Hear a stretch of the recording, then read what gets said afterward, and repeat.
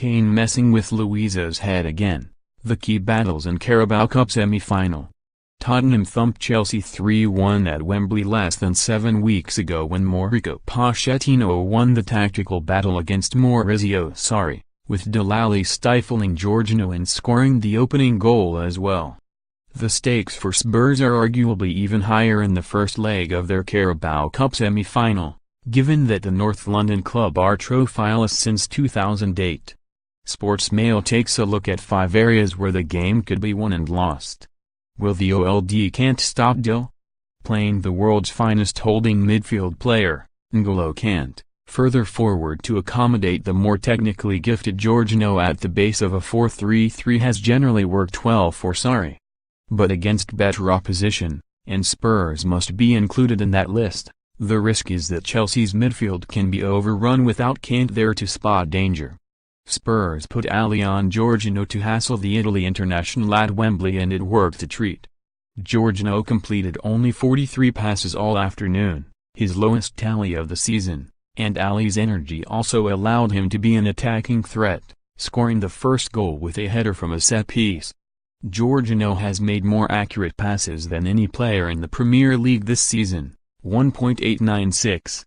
But there is a case for putting Kante in that position for this game because of his superior athleticism. Sarri doesn't like change though.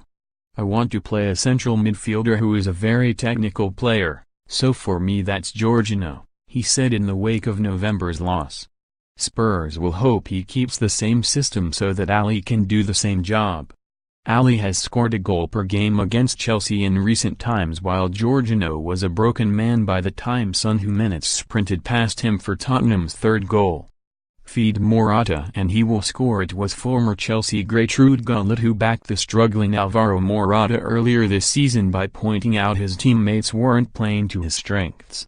The preference of Eden Hazard and Willian to always cut inside meant Morata wasn't getting the service he craved in the penalty area. He was substituted after just 58 minutes of the defeat at Spurs on November 24 and at that stage had managed just 6 goals all season, a poor return for a £60 million centre-forward. The introduction of a quick and direct winger in Callum Hudson-Odoi against Nottingham Forest in the FA Cup on Saturday suggests Gullit may have been right. The 18-year-old Bayern Munich target twice got to the byline and crossed as soon as he could, where Morata finished with aplomb on both occasions. There is a strong case for Hudson-Odoi to supply the bullets for Morata again at Wembley, but it's a big call for Sarri. If fit, Olivier Giroud, who scored as a sub against Spurs last time, offers an alternative of holding the ball up for Hazard and either Pedro or Willian to run onto. Hazard likes playing with Giroud.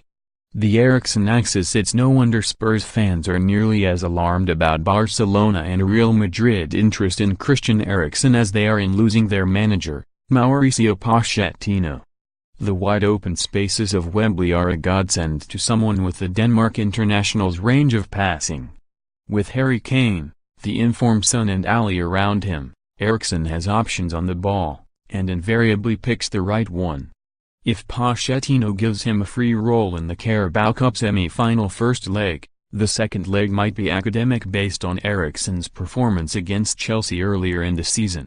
On that occasion, Eriksen was instrumental in Tottenham's 3-1 victory. His free kick saw Alli head the opening goal, his pass for Kane led to the second, he set up several other chances as Chelsea's defense wobbled.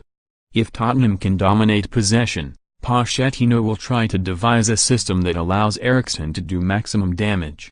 Full-backs Kieran Trippier and Danny Rose will provide width, and Kane is becoming adept at finding pockets of space outside of the orthodox centre-forward's position. Pochettino will also be delighted Son's departure for the Asian Cup has been delayed until after this game. The South Korean has scored 7 goals in his last 6 games. Can Trippier halt Hazard? After a World Cup that catapulted him to genuine stardom, Trippier has suffered something of a hangover this season. He has suffered niggly injuries, hasn't scored a goal since August and been defensively more vulnerable than in previous seasons.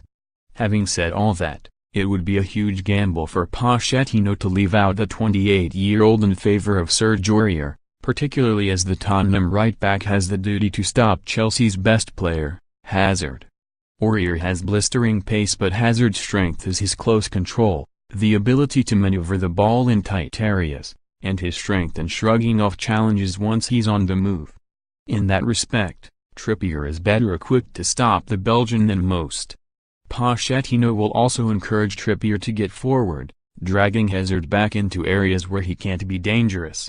If Hazard forgoes his defensive duties, Trippier can deliver the type of crosses towards Kane that Sarri won't want to see.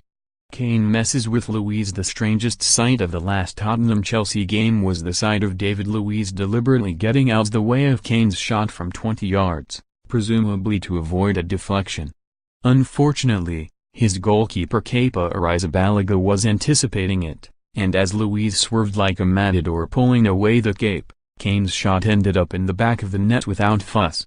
It summed up Luiz's afternoon, the Brazilian having his poorest performance of the season at Wembley.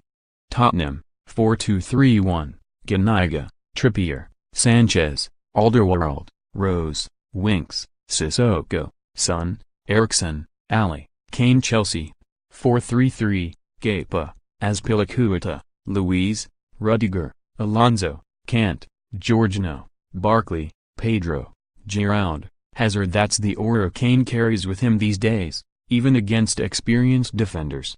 Kane, the World Cup Golden Boot winner and joint highest Premier League scorer this season, was described as an icon of English football by Pochettino last week, and he's already adapting his game because of the close attention he receives on the pitch.